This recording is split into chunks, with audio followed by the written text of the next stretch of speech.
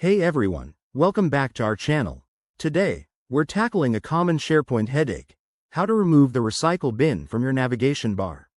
If you're an admin or power user dealing with cluttered interfaces in SharePoint 2025, this quick tutorial is perfect for you. Removing the recycle bin can make your site cleaner and more user-friendly, helping you focus on what's important without the extra distractions. First things first, make sure you have the necessary permissions. You'll need to be a site owner or have admin rights to make changes. Let's dive right in. Start by logging into your SharePoint site. Once you're in, head over to the gear icon in the top right corner. That's your settings menu. Click on it and select Site Settings from the drop-down. This will take you to the central hub for managing your site's features. Now, in the Site Settings page, look for the section labeled Look and Feel or Navigation, depending on your SharePoint version in 2025. Here, you'll find options to customize your site's navigation elements. Scroll down until you see the navigation settings.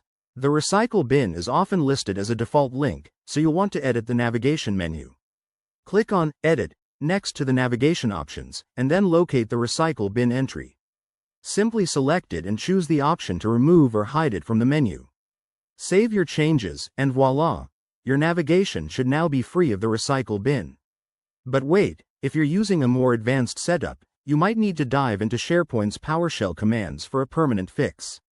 For that, open PowerShell on your admin machine, connect to your SharePoint site, and run a command like remove SP navigation node, targeting the recycle bin. Don't worry if that sounds intimidating. We'll link to a detailed guide in the description. There you have it, folks. You've just decluttered your SharePoint navigation. If this helped, give us a thumbs up, subscribe for more tech tips, and let us know in the comments if you have other SharePoint questions. Thanks for watching, and see you in the next video.